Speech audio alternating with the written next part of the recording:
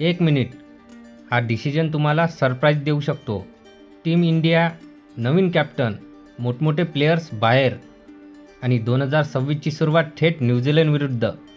प्रामाणिकपणे सांगायचं तर 2026च्या पहिल्या सिरीजसाठी टीम इंडियामध्ये जे निर्णय होऊ शकतात ते सगळ्यांनाच आवडतील असं नाही, पण हे संकेत फ्युचर प्लॅनिंगकडे इशारा करतात.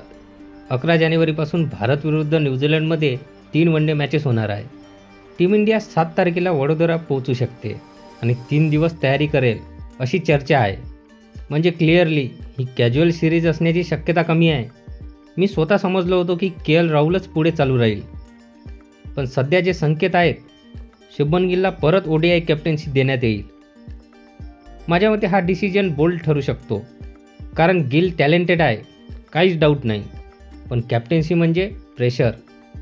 एक डिसिजन मात्र झाला तर मला तो खूप आवडेल. श्रेयस अय्यर फिट आहे आणि तो व्हाईस कॅप्टन बनू शकते. गिल अय्यरची ही जोडी फ्युचर इंडियाकडे बघते असं मला वाटतं. आता येतो तो डिसिजन जो ऐकून खूप फॅन्स दुखावले जाऊ शकतात. रिषभ पंतला या ODI सिरीजमध्ये ब्रेक मिळण्याची शक्यता आहे. आणि बघा, फॅन म्हणून वाईट वाटतं, पण फॉर्म बघितला तर IPL, विजय हजारे कुठेही कन्सिस्टन्सी नाही. म्हणजे सिलेक्टर्स असा निर्णय घेऊ शकतात आणि इथेच ईशान किशनला चान्स मिळू शकतो.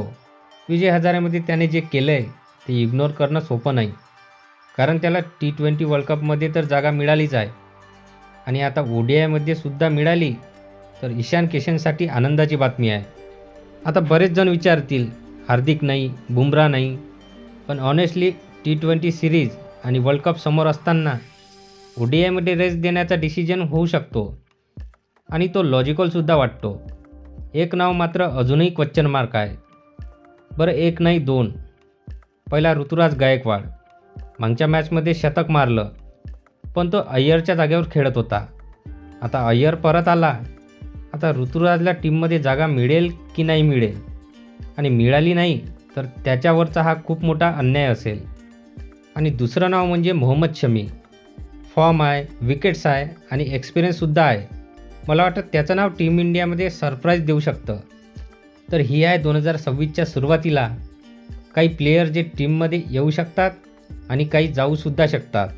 फायनल टीम ही 3 किंवा 4 जानेवारीपर्यंत येऊन जाणार.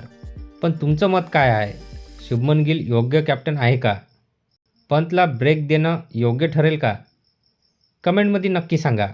आणि आपल्या मराठी भाषेत क्रिकेटची अपडेट मिळवण्यासाठी आताच आपल्या चॅनलला सबस्क्राईब करा. भेटूया पुढच्या व्हिडिओमध्ये.